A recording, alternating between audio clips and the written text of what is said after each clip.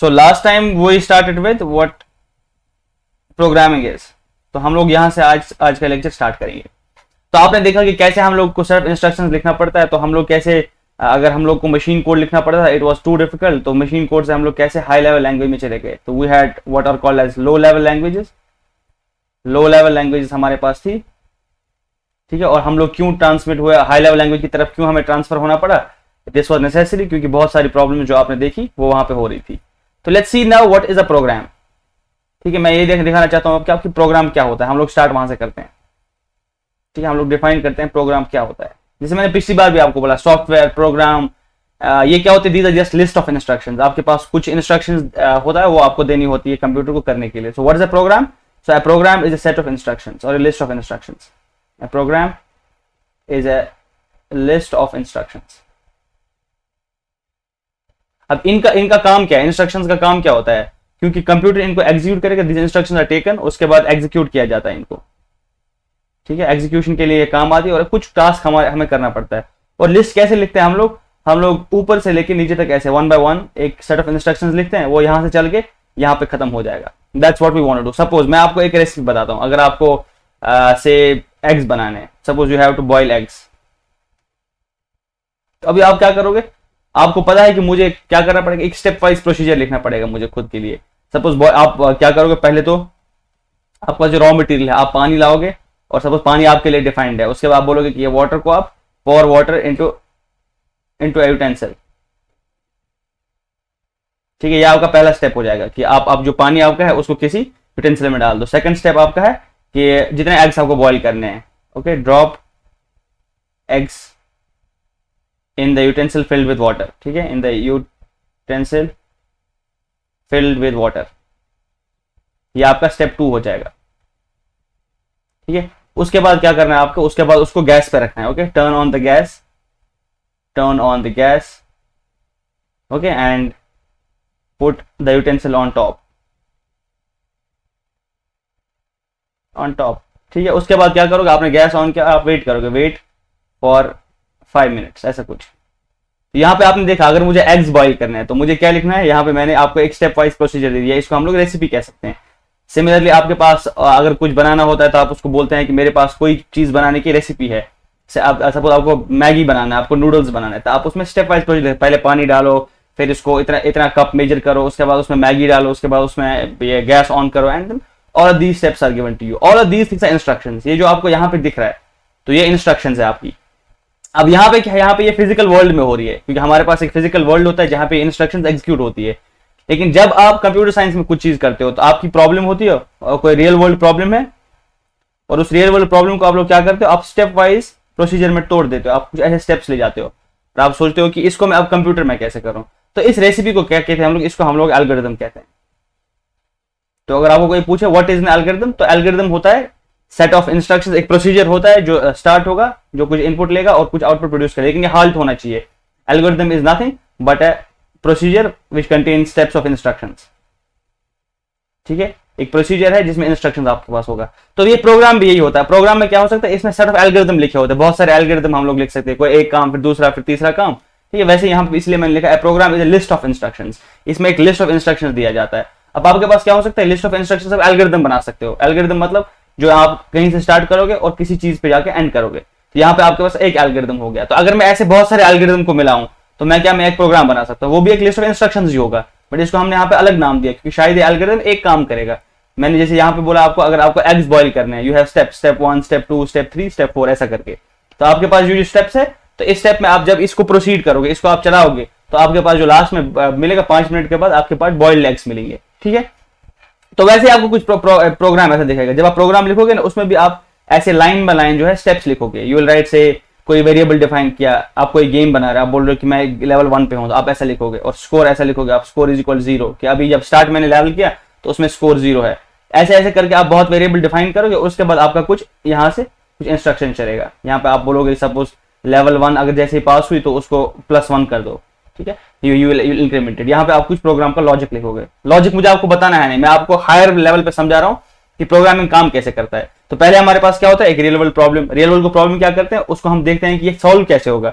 तो उसके लिए हम लोग एल्गोरिथम डिवाइस करते हैं। अब एल्गोरिथम क्या होता है, इट्स स्टेप वाइज प्रोसीजर, एक ऐसा प्रोसीजर है जिसको हम लोग स्टेप वाइज देखते हैं, ये कुछ इनपुट लेता है और कुछ आउटपुट हमें दे देता है, और ऐसे बहुत सारे एल्गोरिथम मिला के क्या बनाते हैं, प्रोग्राम। तो प्रोग्राम को हम जनरली भी कह सकते हैं कि program is a list of instructions, या ऐसा भी कह सकते हैं it's a set of algorithm. हमारे पास बहुत सारे एल्गोरिथम होते हैं।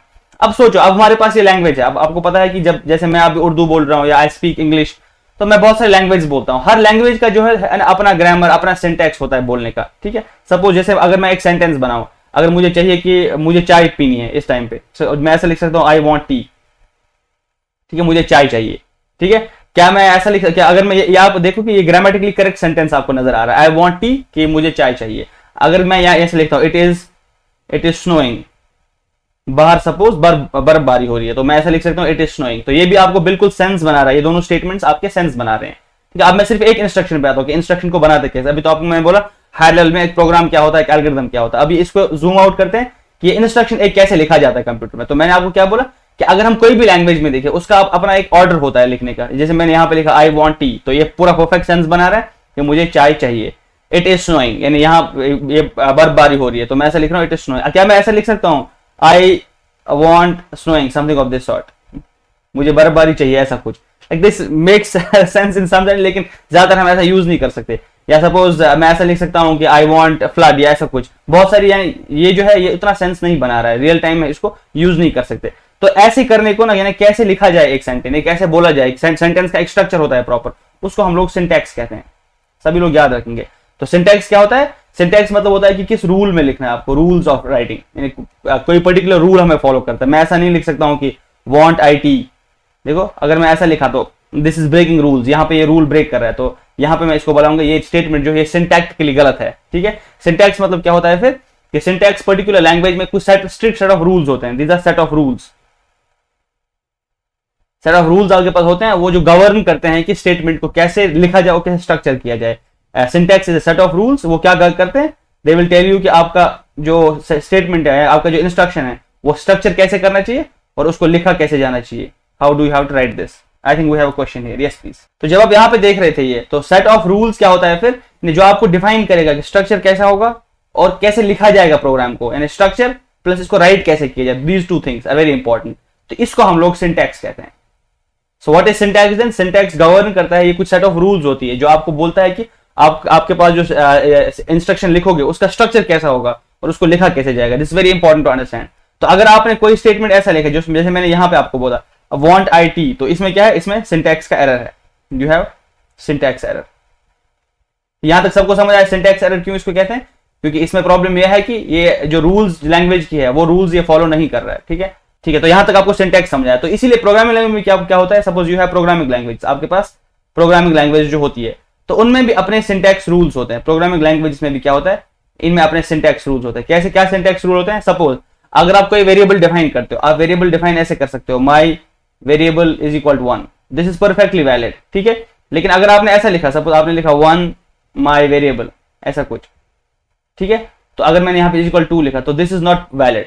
तो वो हम रूल्स पढ़ेंगे जब हम प्रोग्रामिंग में जाएंगे, हम वहां पे देखेंगे कि सिंटैक्स में कौन कौन से रूल्स होते हैं। लेकिन हर कोई लैंग्वेज, चाहे वो सी हो, चाहे वो C++ हो, चाहे वो पाइथन हो, उसमें अपने अपने सिंटैक्स के रूल्स होते हैं और इन सिंटैक्स के रूल्स को हम लोग को फॉलो करना पड़ता है। यहां तक किसी को कोई क्वेश्चन?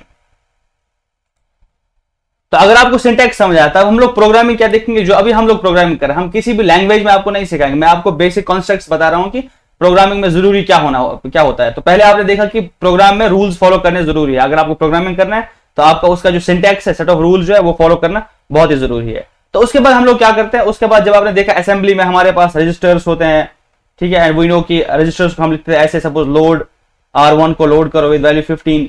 लेकिन हाई लेवल लैंग्वेज बना किस लिए था, ये इसलिए बना था कि इन डिटेल्स को हम लोग जो है एब्स्ट्रैक्ट आउट कर पाएंगे, यानी कि we don't want to get into these details. अगर इतना डिटेल्स हमें पढ़ा था तो हम हाई लेवल लैंग्वेज क्यों बनाते।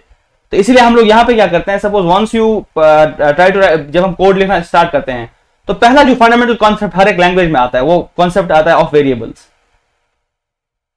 सो what is a variable in programming language, ये ऐसा है कि मेमोरी का नाम होता है, तो this is a memory name. जैसे मैंने यहाँ पे आपको लिखा कि मुझे जब कोई भी चीज स्टोर करनी पड़ती है प्रोग्रामिंग में, क्योंकि सपोज मैं कोई गेम डिजाइन कर रहा हूं, मैं कोई सपोज ATM मशीन को डिजाइन कर सकता हूं, आई कैन डिजाइन एयरक्राफ्ट का सिस्टम, कोई भी चीज को प्रोग्राम कर रहा हूं, तो उसमें मुझे बहुत सारे वैल्यूज को ना स्टोर करना पड़ता है किसी जगह, ना मुझे किसी जगह इसको रखना पड़ता है मेमोरी में, और उसके बाद उन पर कोई ऑपरेशन परफॉर्म करना होता है। तो I will have to store some information. जैसे आपने असेंबली में देखा उसमें हम लोग को इन्फॉर्मेशन लोड करना पड़ता है, लोड R115, ये 15 उठाओ, इस R1 रजिस्टर में इसको लोड कर दो। तो वैसे मुझे ये स्टोरेज के लिए चाहिए, इसलिए मेमोरी चाहिए। अब मैं रखूंगा कैसे उसको? हर प्रोग्रामिंग लैंग्वेज में आपको दिखेगा, जो भी आपके पास हाई लेवल लैंग्वेज होती है उनमें आपको कॉन्सेप्ट ऑफ वेरिएबल्स दिखेगा कि आपको कुछ वेरिएबल डिफाइन करना पड़ेगा और उस वेरिएबल में आपको स्टोर करना पड़ेगा। सपोज अगर आपको 2 नंबर्स को ऐड करना है, आप क्या करोगे? You will say a is equal 5।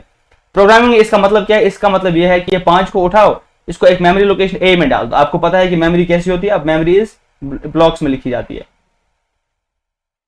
ठीक है। और यहां पे सपोज ये जो आपके पास एक ब्लॉक है, इसका नाम हमने a डाल दिया, ठीक है। इसमें आपने स्टोर 5 करना है, that is what this statement means, ठीक है ना। यानी वेरिएबल क्या होता है फिर? वेरिएबल एक नेम्ड कंटेनर होता है विच holds a value in the memory. यानी ये आपकी यहाँ पे मेमोरी होगी, ए जो आपके पास है, this is pointing towards a memory, यानी मेमोरी लोकेशन को ये पॉइंट करता है और उसमें आप कुछ वैल्यू होल्ड कराते हो, यानी मेमोरी में कुछ डेटा स्टोर करवाते हो। और यहाँ पे जो आपको इज इक्वल दिखा, इसको हम लोग असाइनमेंट ऑपरेटर कहते हैं, this is called as assignment operator. ये स्टेटमेंट आपको बताता है कि a इज इक्वल 5, इसका मतलब है मैथमेटिक्स में आपको पता है a इज इक्वल 5 मतलब होता है a की वैल्यू 5 के बराबर है। लेकिन जब आप एक किसी प्रोग्रामिंग लैंग्वेज लिखोगे, उसका ये मतलब होगा कि आपकी मेमोरी लोकेशन है जिसका हमने नाम दे दिया है a, और उसमें आप 5 यूज कर रहे हो। और आपने यहाँ पे देखा कि ये सिंगल इंस्ट्रक्शन लिखा हमने। प्रोग्रामिंग लैंग्वेज जो हाई लेवल लैंग्वेज है, सपोज हमने इसको पाइथन में लिखा या सी में या C++ में, उसमें हमने लिखा सिर्फ a इज इक्वल 5। यहाँ पे एक इंस्ट्रक्शन दिख रहा है, लेकिन आपको पता है ये मल्टीपल इंस्ट्रक्शंस हो सकते हैं। लेकिन जैसे ही ये कोड जो आपका हाई लेवल लैंग्वेज ये कंपाइल होगा, तो वंस इट्स कंपाइल्ड, तो व्हाट माइट हैपन इज ये बहुत सारे इंस्ट्रक्शंस में तोड़ा जा सकता है। और पहले उसको लोड किया जाएगा, पहले उसको रीड किया जाएगा, फिर लोड, फिर उस हिसाब से जो आपने सीपीयू का आर्किटेक्चर देखा उसमें आपने वो पूरा इंस्ट्रक्शन साइकिल देखा। उसके बाद हम लोग ऐसा कर सकते हैं, एक और वेरिएबल डिफाइन करते हैं, सपोज b इज इक्वल 10 ऐसा कुछ। तो क्या होगा? यहाँ पे और एक मेमोरी होगी, say this is named as b, और इसमें 10 डाला जाएगा, ठीक है। तो a इज इक्वल 5, यहाँ पे एक मेमोरी लोकेशन है, b इज इक्वल 10, यहाँ पे एक मेमोरी लोकेशन। तो इन दोनों चीजों को हम लोग वेरिएबल्स कहते हैं। ये जो दोनों चीज है ना, ये वेरिएबल्स है।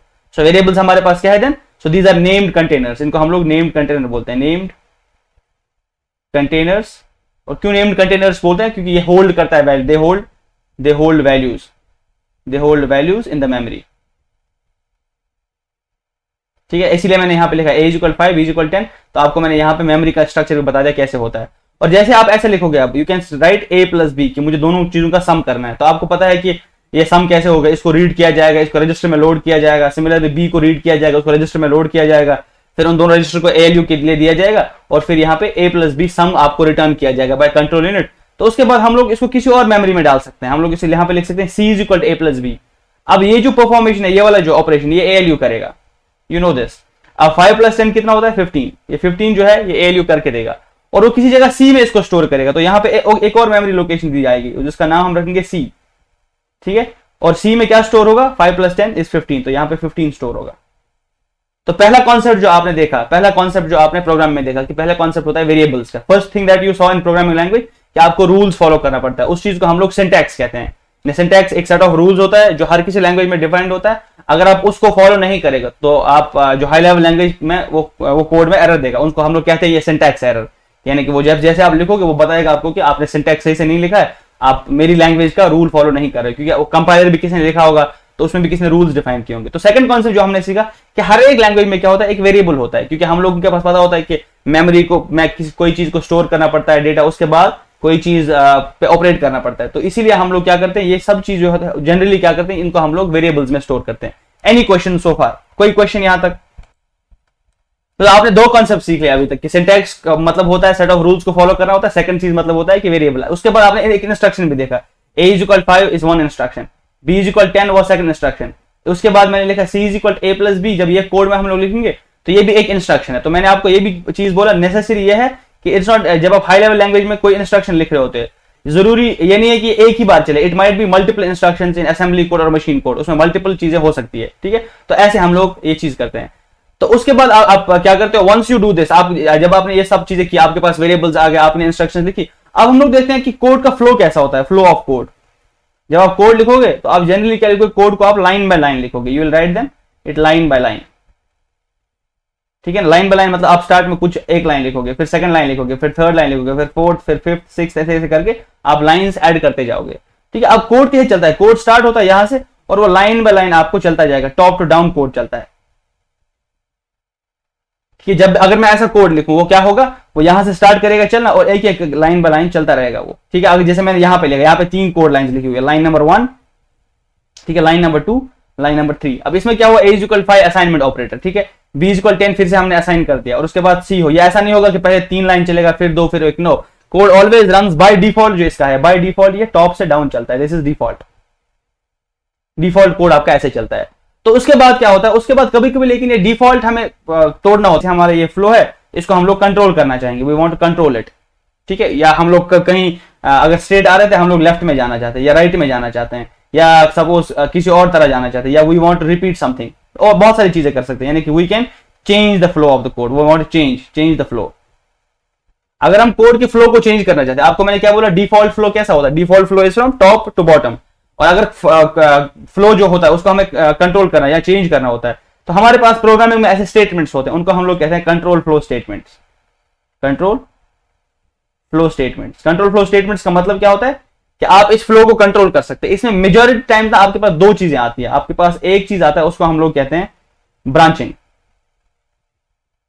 ठीक है। जो लोग पाइथन पढ़ चुके हैं और जो लोग यहाँ पे आए हैं लेक्चर देने फ्रॉम आवर होम सेंटर, उनको आप समझ आ रहा होगा कि मैं इनको एब्स्ट्रैक्ट और डिटेल दे रहा हूं, और फिर हम इन चीजों पे जूम करेंगे। शायद आपको ये वेरिएबल ये सब पढ़ने में 4 क्लास लगेगा, लेकिन आपको मैं यहाँ पे हाई लेवल व्यू दे रहा हूँ कि प्रोग्रामिंग करते कैसे हैं। तो पहला मैंने आपको क्या बोला कि हर प्रोग्रामिंग लैंग्वेज में आपका एक सेट ऑफ रूल्स दिया, उसको हम लोग सिंटैक्स कहते हैं। सिंटैक्स के बाद हर एक प्रोग्रामिंग लैंग्वेज आपको वेरिएबल देगी जो आपको मेमोरी लोकेशन में स्टोर करा सकते हो, और बहुत सारी टाइप्स की फिर इंस्ट्रक्शंस होती है। आप अर्थमेटिक इंस्ट्रक्शन अप्लाई कर सकते हो, आप सपोज कोई और ऑपरेटर्स ऐड कर सकते हो। और यहाँ पे मैंने बोला लेकिन कोड का फ्लो क्या होता है, टॉप टू बॉटम, जो भी आप करते जाओगे टॉप टू बॉटम होगा। लेकिन आप चाहते हो कि ये कोड का फ्लो है ये किसी तरह चेंज कर दूं मैं, तो हमारे पास उन स्टेटमेंट्स को हम लोग कहते हैं कंट्रोल फ्लो स्टेटमेंट। उनमें दो किस्म के स्टेटमेंट्स होते हैं, एक को हम लोग ब्रांचिंग कहते हैं, एक को हम लोग लूप्स कहते हैं।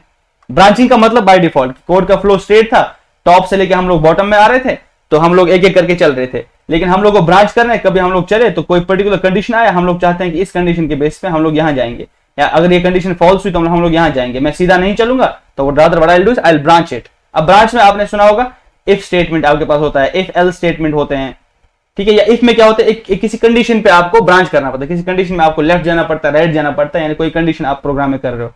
तो सिमिलरली आपके पास बहुत सारे स्विच स्टेटमेंट्स है। हर एक प्रोग्रामिंग लैंग्वेज में क्या होगा, आपके पास कुछ ब्रांचिंग स्टेटमेंट दिए जाएंगे। आप इफ यूज कर सकते हो, आप वहां पे इफ एल्स यूज कर सकते हो, आप वहां पे मल्टीपल इफ्स को यूज कर सकते हो, आप वहां पे स्विच को यूज कर सकते हो, और हर एक प्रोग्रामिंग लैंग्वेज में अपना अपना ब्रांचिंग स्टेटमेंट आपको दिया होगा। But this if and if else are generally in every language that you will see, C plus plus, Python. उसके बाद हम लूप्स पे आते हैं। ये लूप्स क्या करता है, लूप्स एक ही चीज को रिपीट करता है बार बार, ठीक है। अगर आपको कोई चीज 10 बार रिपीट करनी है, आपको उसका कोड 10 बार लिखना पड़ेगा। इससे अच्छा है कि वो कोड एक ही बार करो। और क्या मैं इसको कोई ऐसा स्टेटमेंट आगे लिख दूं, सपोज मेरे पास अगर एक स्टेटमेंट ऐसा है लूप 10 टाइम्स, और जो भी इसके अंदर मैं लिखूंगा यहाँ पे तो ये 10 बार रिपीट होगा ये वाली चीज, क्योंकि आपने देखा होगा कि दुनिया में बहुत सारी चीजें रिपीट होती है। तो अगर मुझे वो फ्लो ऑफ कोड जो है उसको कंट्रोल करना है, मुझे किसी जगह लूप करना है बार बार 10 बार, तो मैं लूप स्टेटमेंट लिखूंगा, तो उसमें मैं कोई चीज को रिपीट करा सकता हूँ 10 बार। तो इसमें हमारे पास क्या होता है, इसमें हमारे पास फॉर लूप्स होता है, इसमें हमारे पास वाइल लूप होता है, इसमें हमारे पास फॉर ईच लूप होता है, बहुत किस्म के लूप्स होते हैं depending on the language. But concept same ही रहता है हर एक लैंग्वेज में। आप ब्रांच कर रहे हो, आपके पास सिंटैक्स रूल्स डिफरेंट होंगे, आप लूप कर रहे हो, आपके पास वहां पर सिंटैक्स डिफरेंट होगा, लेकिन कॉन्सेप्चुअली कोई चीज चेंज नहीं होती है। फिर से हम वापस आते हैं कि हमने स्टार्ट कहां से किया, हमने स्टार्ट किया कि हमें एक प्रोग्राम लिखना है। तो प्रोग्राम क्या होता है कि कंप्यूटर को इंस्ट्रक्शन देनी है। प्रोग्राम बनता कैसे है, एक रियल वर्ल्ड प्रॉब्लम होता है, उसको हम लोग ब्रेक डाउन करते हैं कि इसको हम लोग सॉल्व कैसे करेंगे। तो once you broke the program down, जब आपने देखा कि ओ अच्छा इसको मैं ऐसे सॉल्व कर सकता हूं, the second thing that you do is okay अब इसको मैं इंस्ट्रक्शंस में कन्वर्ट करना शुरू कर देता हूं। और इंस्ट्रक्शन को कन्वर्ट आपने लिख दिया इसको, और जो मैंने यहाँ पे आपको दिखा ये वाला एल्गोरिथम, अगर मैं किसी लैंग्वेज में ना लिखूं, जो मैंने यहाँ पे ऊपर से लिखा I can say power water, इसको मैं एल्गोरिथम तो कहूंगा, लेकिन ये कोड में अभी लिखा नहीं है। तो दिस इज लाइक ये अभी कोड ये कहीं पे रन नहीं। अगर मैं ये मशीन में ऐसे ही लिखूं तो मोर और लेस यू विल सी कि ये कोड चलेगा नहीं। तो this code is called as pseudo code. ऐसे कोड को जो सिर्फ ऊपर से लिखा जाए, यानी उसके बाद उसको किसी पर्टिकुलर लैंग्वेज में लिखा जाए। ये अभी ना तो ये पाइथन में लिखा है, ना ही ये सी में लिखा है, ना ही ये सी प्लस में लिखा है। इस चीज को तो कहते हैं एल्गोरिथम है, ठीक है। ये चीज एल्गोरिथम कहते हैं स्टेप वाइज प्रोसीजर। लेकिन अगर हम कोड की लैंग्वेज में इसको देखें तो इसको हम लोग स्यूडो कोड कहते हैं। सोर्स कोड मैंने आपको कल बताया, अगर मैं अब ये स्यूडो कोड को कन्वर्ट करूंगा पाइथन कोड में तो उसको मैं सोर्स कोड कहूंगा, ठीक है ना। तो फिर मैंने एक और टर्म आपको यहाँ पे इंट्रोड्यूस की, स्यूडो कोड।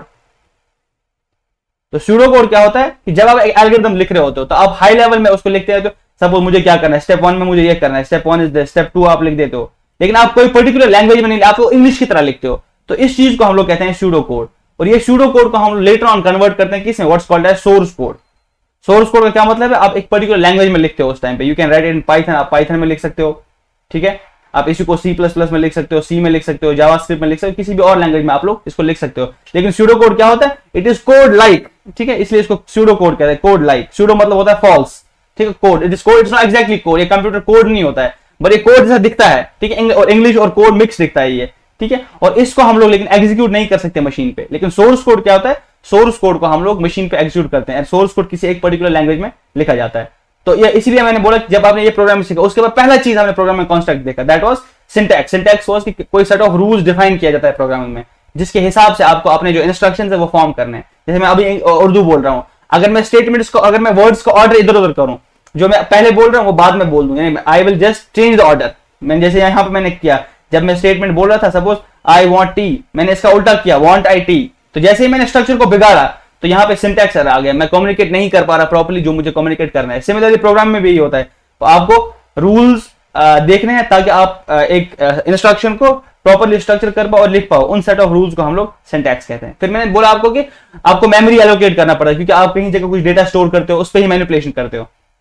तो उसके लिए प्रोग्राम लैंग्वेज में क्या होता है? उसके लिए प्रोग्राम लैंग्वेज में वेरिएबल्स होते हैं। तो वेरिएबल क्या होते हैं? These are named containers. So ये नेम्ड कंटेनर होते हैं, they hold the value in the memory. यहाँ पे अगर आपके पास मेमोरी है तो ये ए इज अ वेरिएबल, इसका मतलब क्या है? ये मेमोरी लोकेशन का नाम है और इसमें मैंने कुछ स्टोर कर दिया। उसके बाद हमने एक और कॉन्सेप्ट देखा कि फ्लो ऑफ कोड कैसे होता है। फ्लो ऑफ कोड ऐसा होता है कि वो लाइन बाय लाइन चलता है, from top to bottom by default, ठीक है। जब भी आप कोड लिखोगे तो लाइन बाय लाइन चलेगा बाय डिफॉल्ट। लेकिन इसके लिए क्या जरूरी है नहीं कि मुझे लाइन बाय लाइन हर चीज चलानी होगी, कभी कभी मुझे ब्रांच करना पड़ता है। अगर कोई पर्टिकुलर चीज मुझे आई, मुझे जंप करना पड़ेगा, jump by jump I mean कि मुझे ये कभी नहीं रन करना पड़ेगा, मैं डायरेक्ट इसको रन करना चाहता हूं, तो इसको हम लोग कहते हैं ब्रांच करना, यानी कि जरूरी कोई पर्टिकुलर कंडीशन मुझे मिला, उसकी कंडीशन पे मैं जंप करना चाह रहा हूं। तो इसीलिए concept of control flow statements आया हर लैंग्वेज में, जिसमें हम लोग दो चीजें करते हैं, एक तो ब्रांचिंग करते हैं, एक तो लूप्स करते हैं। ब्रांचिंग मतलब होता है कि आप डिफरेंट डायरेक्शंस में जाना चाहते हो, you don't want to follow the top to bottom approach, you want to इधर गो लेफ्ट राइट, कहीं और जगह मल्टीपल ब्रांच आपके हो सकते हैं। लूप मतलब क्या होता है कि आप रिपीटेशन करना चाहते हो, मल्टीपल चीजों का एक रिपीटेशन कर, या आप किसी चीज को मल्टीपल टाइम में चलाना चाहते हो। What is the meaning of that?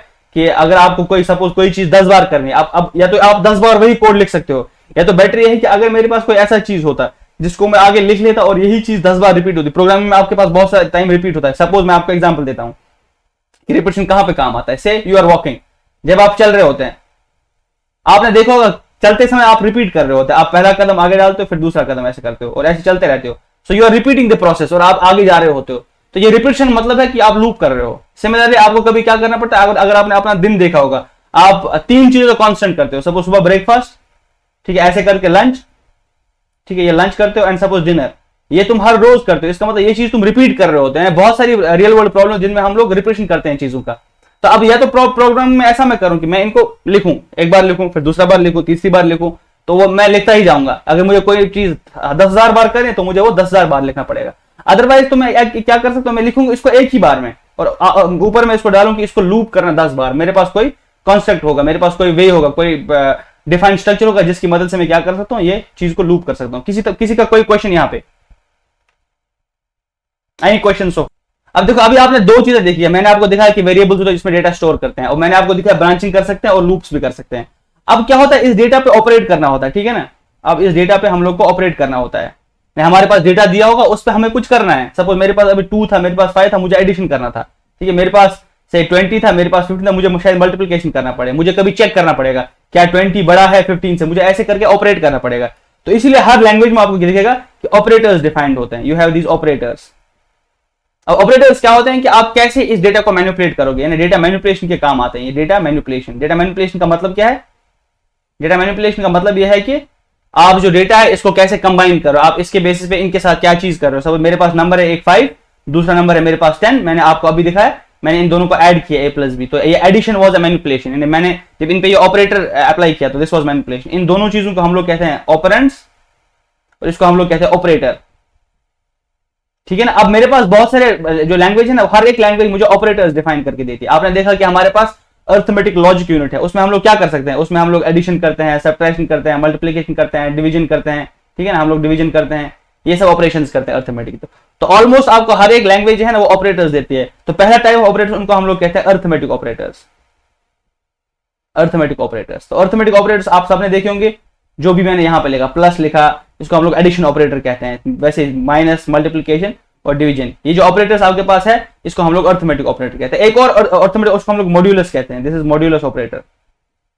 ये मॉड्यूलस क्या होता है, ये आपको रिमाइंडर देता है। सब अगर मैं लिखूं 10 मॉड्यूलस 3, तो इसका मतलब है कि रिमाइंडर क्या आएगा, अगर मैं 3 से 10 को डिवाइड करूं, यानी अगर मेरे पास 10 है उसको डिवाइड बाय 3 लिखूं, मेरे पास रिमाइंडर क्या रहेगा, तो आपको पता है यहाँ पे रिमाइंडर 1 आएगा। तो इस ऑपरेटर को हम लोग मॉड्यूलस ऑपरेटर कहते हैं। अगर मैं ऐसे ही लिखूं 15 मॉड्यूलस 2, तो यहाँ पे मेरे पास 1 रिमाइंडर आएगा, क्योंकि 2 7 14 एक्चुअली डिवाइड होता है, लेकिन एक रिमाइंडर बचता है। तो ये मॉड्यूलस ऑपरेटर को हम लोग यूज करते हैं फॉर कैलकुलेटिंग की रिमाइंडर कितना बचा। एक और मेरे पास अर्थ में ऑपरेटर, उसको हम लोग कहते हैं एक्सपोनेंशिएशन, वो ऐसे लिखते हैं पाइथन में, या हम लोग उसको ऐसे भी लिखते हैं, दिस इज कॉल्ड एज, ये तो आपको पता है, this is called as addition, इसको हम लोग एडिशन कहते हैं। ये तो पता है सब्ट्रैक्शन, ये आपको पता है मल्टीप्लिकेशन, इनके नाम में इसलिए नहीं लिख रहा, ये इसका मतलब है डिवीजन, इसका मतलब है मॉड्यूलस, इसका मतलब होता है एक्सपोनेंशिएशन। एक्सपोनेंशिएशन क्या होता है, पावर करना। अगर मैं लिखूं 10 to the power 2, इसका मतलब है 10 into 10 that is equal to 100। अगर मैं लिखूं सपोज 2 to the power 5, इसका मतलब होता है 2 को 5 बार मल्टीप्लाई करो आपस में, ठीक है, इसका मतलब है 32। ठीक है, ऐसे करके हम लोग ये जो आपके पास ऑपरेशंस यहाँ पे दिख रहे हैं, plus minus multiply division modulus और एक्सपोनेंशिएशन, ये आपके पास होते हैं अर्थमेटिक ऑपरेटर्स। तो now you saw that we have these different operators. हमारे पास पहला टाइप का ऑपरेटर हमने देखा अर्थमेटिक ऑपरेटर, जिसमें हम लोग अर्थमेटिक ऑपरेशंस कर सकते हैं। सेकंड टाइप ऑपरेटर जो मेरे पास होता है उनको हम लोग लॉजिकल ऑपरेटर्स कहते हैं। ठीक है, we have this logical operators. Logical operators में हमारे पास क्या क्या होता है, ग्रेटर देन होता है, लेस देन होता है, ग्रेटर देन इक्वल टू होता है, लेस देन इक्वल टू होता है, नॉट इक्वल टू होता है। ठीक है ना, ये सब ऑपरेशन क्या करते हैं, इनको हम लोग कहते हैं कभी रिलेशनल ऑपरेटर्स, रिलेशनल ऑपरेटर्स। ये आपको हर लैंग्वेज में दिखेंगे, आपको मैं एक स्पेसिफिक लैंग्वेज नहीं सिखा रहा, अभी मैं आपको बता रहा हूं कि प्रोग्रामिंग कंस्ट्रक्ट में क्या क्या होता है। वेरिएबल हर एक लैंग्वेज में होते हैं। ठीक है, आपको मैंने दिखाया उसके बाद कि कंट्रोल फ्लो जो स्टेटमेंट्स होते हैं वो हर एक लैंग्वेज में होते हैं। अभी मैं आपको दिखा रहा हूं कि ऑपरेटर्स भी हर एक लैंग्वेज में होते हैं। जैसे मैंने पहला ऑपरेटर बताया अर्थमेटिक ऑपरेटर, अब सेकंड टाइप ऑपरेटर होता है लॉजिकल ऑपरेटर, इनको हम लोग रिलेशनल ऑपरेटर्स बताए। क्यों? क्योंकि ये आपको क्या करते हैं, they will tell you relation of two things. अगर मैं आपको बताऊं 15 और 12 में क्या रिलेशन है, आप ऐसा बताते हो 15 जो है ये बड़ा है 12 से, this is a relation in them. ठीक है, जैसे आपका और मेरा रिलेशन क्या है, we have a relation of suppose mentor and students, हमारा ऐसा रिलेशन है। सिमिलरली अगर मैं आपको बोलूं 12 और 13 में क्या relation, you can say 12 is less than 13, ये इनका रिलेशन है। ठीक है, अगर मैं बताऊं 12 और 12 का क्या रिलेशन है, 12 रिलेशन है कि ये दोनों आपस में बराबर है, इनका ये रिलेशन, इसलिए इनको हम लोग कहते हैं रिलेशनल ऑपरेटर। तो ऐसे ऑपरेटर्स आपको होते हैं, इनके बेसिस पे आप डिसीजन लेते हो। सब मैं आपको एग्जांपल देता हूं। अगर आप सपोज आप हर एक के घर में एक टंकी लगा होता है, ठीक है, और टंकी में आप पानी भर रहे होते हो और फिर आपको चेक करना होता है कि कहीं टंकी पे लीक तो नहीं हो रहा, तो मुझे उससे पहले पानी बंद करना है। क्या आप ऐसा सेंसर बना सकते हो, we can make a sensor, वो सेंसर आपके यहां पे लगा होगा, जैसे ही पानी उस सेंसर को टच करेगा, ठीक है, ये जो ऑटोमेटिक ये सेंसर को रिक्वेस्ट भेजेगा, ये ऑटोमेटिकली जो है वाटर को ऑफ कर देगा, ये पानी को बंद कर देगा। सब आपने ऐसा सेंसर बना दिया। अब यहां पे आप क्या कर रहे हो, यहां पे एक कंडीशन कंटिन्यूस चेक कर रहे हो, आपका टैप चल रहा है, ठीक है, जिससे आप पानी ले रहे हो, उसमें आप एक कंडीशन चेक कर रहे हो, क्या पानी इस सेंसर तक पहुंचा। तो इफ, ठीक है, सेंसर का जो पानी है, सपोज यहां तक हमारा मार्किंग है 100, इफ सेंसर का वैल्यू है दैट इज इक्वल टू 100, अगर वो 100 के इक्वल है क्या, पहले जब स्टार्ट करोगे 0 से, ये फॉल्स आएगा, ये पानी बढ़ता रहेगा, फिर यहां पे आएगा सपोज यहां पे 20 30 40 50, तो ये कंटिन्यूस पानी, जैसे ही ये 100 को टच करेगा तो ये वाला कंडीशन आपका ट्रू होता है। तो इसके बेस पे आपको डिसीजन लेते हो। तो इसीलिए यहाँ पे ये जो आपके पास है ये कंडीशनल स्टेटमेंट मैंने यहाँ पे लिखा, if sensor is equal to 100, अगर तो सेंसर का रीडिंग जो है वो 100 है, तो आपको क्या करना है, आपको पानी का जो टैप है, टैप को ऑफ कर देना है। ठीक है ना, तो ये मैंने आपको बोला कि ऑपरेटर्स कहां पे काम आते हैं, आपको मैं दिखाऊंगा जब हम प्रोग्रामिंग लिखेंगे तो हम इन्हीं ऑपरेटर्स को यूज करेंगे। ठीक है, तो पहला ऑपरेटर क्या हमने पढ़ा, we saw what is arithmetic operator, arithmetic operator क्या होता है, फिर हमने देखा लॉजिकल ऑपरेटर, और भी बहुत किस्म के ऑपरेटर्स होते हैं हमारे पास, बिटवाइज ऑपरेटर्स होते हैं हमारे पास, वो जो आपने गेट्स पढ़े ना, हमारे पास वो और भी डिफरेंट टाइप्स के ऑपरेटर्स होते हैं। ठीक है, वो हम लोग बाद में भी देख सकते हैं, हमारे पास एंड ऑपरेटर होता है, और ऑपरेटर होता है, तो आप ये मान लो कि हमारे पास और भी टाइप्स के ऑपरेटर्स होते हैं। ठीक है, एनी क्वेश्चन सो फार? ओके, तो यहाँ पे आपने समझा कि डिफरेंट टाइप्स ऑफ ऑपरेटर्स हमारे पास होते हैं। तो there is a minor mistake over here, तो यहाँ पे इन ऑपरेटर्स को हम लोग रिलेशनल ऑपरेटर्स या कंपैरिजन ऑपरेटर्स कहते हैं। हमारे पास लॉजिकल ऑपरेटर्स अलग होते हैं, दिस इज कंपैरिजन ऑपरेटर्स। जो मैंने आपको यहाँ पे बताया, this is comparison operators. Logical operator में ये होता है हमारे पास एंड और। लॉजिकल ऑपरेटर जो आपके पास होता है ना, वो जो मैंने पिछली बार आपको लॉजिक गेट्स पढ़ाए थे, उसमें आपके पास एंड ऑपरेटर होता है और ऑपरेटर होता है, वही हम डिटेल में पढ़ेंगे। आपको डिटेल्स में अभी जाने की जरूरत है नहीं, तो once we go to programming, ये हम नेमिंग कन्वेंशन फिर से देखेंगे। तो कंपैरिजन ऑपरेटर में हम चीजों को कंपेयर करते हैं, इनका हम लोग रिलेशन निकालते हैं। तो यहाँ पे हमारे पास लॉजिकल ऑपरेटर है, एंड होता है, और होता है, वैसे ही नॉट होता है जो आपने लॉजिक गेट से पढ़ा होगा। और ऑपरेटर हमारे पास क्या होता है, बिटवाइज ऑपरेटर्स। बिटवाइज ऑपरेटर क्या होता है, वह जो हमने बिट्स में पढ़ा वो बिट्स पे अप्लाई होता है। और भी किस्म के टाइप्स ऑफ ऑपरेटर हो सकते हैं। तो अभी तक हमने क्या देखा, प्रोग्रामिंग लैंग्वेज में क्या होता है, the first thing that we have is a variable, एक वेरिएबल होता है। सेकंड क्या होता है, हमारे पास फ्लो ऑफ कोड होता है, ऊपर से लेके कोड नीचे तक चलता है। फिर हमने क्या देखा कि हम लोग फ्लो को कंट्रोल कर सकते हैं, उनको हमने बोला कंट्रोल फ्लो स्टेटमेंट। उसमें हमारे पास क्या था, उसमें हमारे ब्रांचिंग था, हम लोग ब्रांच कर सकते हैं। उसमें हमारे पास लूप्स था। उसके बाद हमने ये देखा कि हमारे पास डिफरेंट टाइप्स ऑफ ऑपरेटर हो सकते हैं। तो पहला ऑपरेटर हमने देखा अर्थमेटिक ऑपरेटर, फिर हमने देखा कंपैरिजन और रिलेशन ऑपरेटर। कंपैरिजन या रिलेशन ऑपरेटर क्यों, क्योंकि यहाँ पे आपने देखा कि हम इनको कंपेयर करते हैं, यहाँ से ग्रेटर देन लेस देन इनको हम लोग कंपेयर करें या आपको रिलेशन बताते हैं। तो फिर हमने देखा कि लॉजिकल ऑपरेटर होते हैं, and is a logical operator, और हमारे पास लॉजिकल ऑपरेटर, इसको हम लोग लिखते हैं एंड या और, या आपका नॉट होता है, और नॉट को हम लोग जनरली प्रोग्राम में ऐसे लिखते हैं, दिस इज नॉट। और फिर बिटवाइज ऑपरेटर होता है, बिटवाइज ऑपरेटर में आपके पास यही होता है एंड और नॉट एक्स और बहुत सारे और किस्म के ऑपरेशन। ऑपरेशन किसके काम आते हैं, ये काम आते हैं डेटा मैनिपुलेशन में, हम लोग डेटा को मैनिपुलेट करते हैं, इसकी मदद से डेटा मैनिपुलेशन में काम आते हैं। और उसके बाद और भी इंपॉर्टेंट कंसेप्ट होता है, हर एक जो आपके पास लैंग्वेज होती है उसमें क्या होता है, उसमें डिफरेंट टाइप का डेटा यूज किया जाता है। कभी हम लोग सपोज नंबर्स को यूज करेंगे, कभी हम लोग क्या करते हैं, हम लोग कैरेक्टर्स को यूज करेंगे, कैरेक्टर्स आई मीन कि टेक्स्ट यूज करेंगे, इसको मैं टेक्स्ट लिखता हूँ, टेक्स्ट, ठीक है। जनरली हम लोग कोड करते करते एटलीस्ट ये दो किस्म की चीजें यूज करते हैं, नंबर्स यूज करेंगे या टेक्स्ट यूज करेंगे। नंबर्स में हम लोग इंटीजर्स को यूज कर सकते हैं, इंटीजर मतलब -1 -2 0 1 2, यानी जो हमारे पास डिस्क्रीट वैल्यू होते हैं पॉजिटिव और नेगेटिव नंबर्स का। मेरे पास और नंबर हो सकते हैं जिसको हम लोग कहते हैं सब डेसिमल से पॉइंट वाले नंबर आएंगे, मैं ऐसा लिख सकता हूँ 12.4, ये इंटीजर तो है नहीं लेकिन इसमें यहाँ पे पॉइंट है। इन नंबर्स को हम लोग कहते हैं फ्लोटिंग पॉइंट नंबर्स। या हमारे पास नंबर्स में क्या हो सकता है, इंटीजर नंबर हो सकते हैं, फ्लोटिंग पॉइंट नंबर्स होते हैं।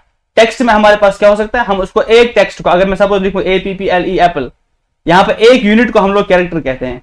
अगर बहुत सारे कैरेक्टर्स मिलेंगे इसको हम लोग स्ट्रिंग कहते हैं प्रोग्रामिंग में। तो इसका मतलब है हमारे पास बहुत किस्म का डेटा हो सकता है।